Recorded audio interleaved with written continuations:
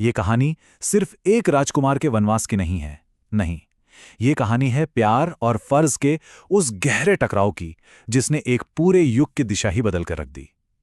चलिए, आज इस महागाथा के उस एक अहम मोड़ को समझते हैं। जरा सोचिए अयोध्या की उस सुबह के बारे में।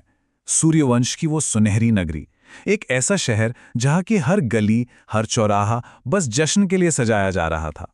हवा में एक उम्मीद थी, एक खुशी थी, क्योंकि अयोध्या अपने सबसे प्यारे राजकुमार के राज्याभिषेक का इंतजार कर रही थी। लेकिन उस सुबह जश्न की जगह एक अजीब, बहुत भारी सन्नाटा पसरा हुआ था। ये खामोशी ऐसी थी मानो कोई जलता हुआ दिया बिना बुझे ही अचानक अंधेरे में बदल गया हो। शहर की रूह में कुछ तो गड़बड़ थी। अयोध्या का ये जो मौन था ना, ये सिर्फ गलियों तक नहीं था। आखिर इस अनकहे डर की वजह क्या थी? इसकी जड़ें थीं महल के ऊंची दीवारों के अंदर, जहां एक बहुत बड़ी उथल-पुथल चल रही थी। किसी को कुछ कहने की जरूरत ही नहीं थी। लोग बस एक दूसरे की आंखों में देखकर समझ रहे थे कि कुछ बहुत बुरा हुआ है। हवा में एक अनकहा डर तैर रहा था कि महल में कुछ बहुत बड़ा हो गया है।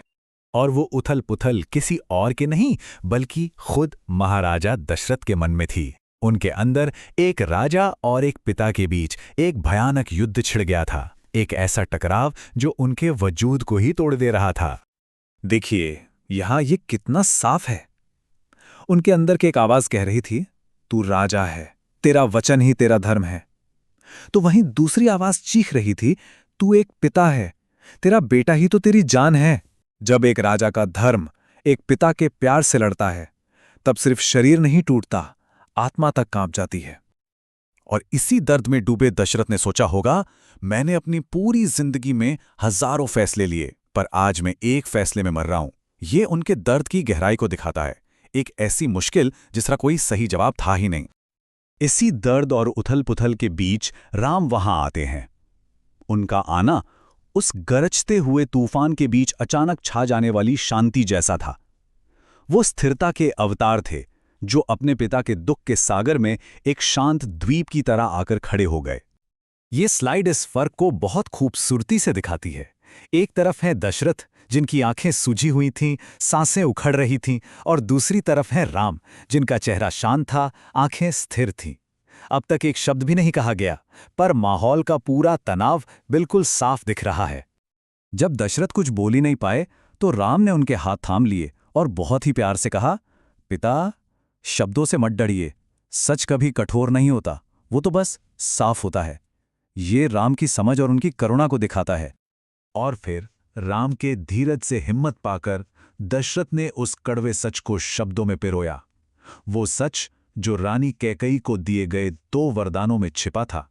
2 ऐसे वरदान जो अयोध्या का भविष्य हमेशा हमेशा के लिए बदलने वाले थे। पहला वरदान था भरत को युवराज बनाना, और दूसरा तुम्हें यानी राम को 14 बरस के लिए वन भेजना।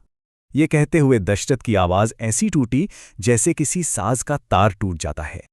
उस एक पल के लिए कमरे में हवा रुक गई, दिए की लौ कांपने लगी। ऐसा लगा जैसे समय बस थमसा गया हो। और उसी थमे हुए समय में राम ने आंखें खोलीं और बिना एक पल भी सोचे कहा, आपका वचन मेरे लिए आदेश है, मैं वन जाऊंगा।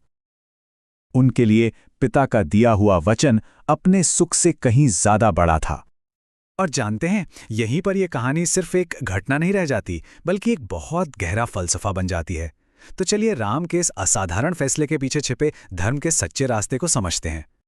दशरथ ने कांपती आंखों से पूछा, राम, क्या तुम्हें गुस्सा नहीं आ रहा?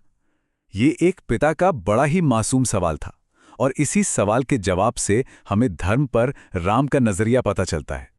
राम ने समझाया कि क्रोध यानी गुस्सा तब आता है जब हमारा मन चाहता है ये दुनिया हमारी इच्छा के हिसाब से चले, पर दुनिया धर्म से चलती है, किसी एक इंसान की इच्छा से नहीं। ये गुस्से पर एक बहुत ही गहरी मनोवैज्ञानिक समझ है। राम की सीख यहीं खत्म नहीं होती। उन्होंने समझाया कि असली जंगल तो हमारे अंदर होता है, डर का और लालच का जंगल। उनके हिसाब से अगर कोई जंगल में रहकर भी अपने धर्म पर चलता है तो वही उसके लिए अयोध्या है। उन्होंने सिखाया कि वचन निभाना कोई बोझ नहीं है, बल्कि आत्मा की आज़ादी है। और सबसे ज़रूरी बात, धर्म का सच्चा रास्ता दूसरों की गलतियों को देखकर नहीं, बल्कि अपनी मर्यादा और अपने सिद्धांतों पर चलकर बनता है।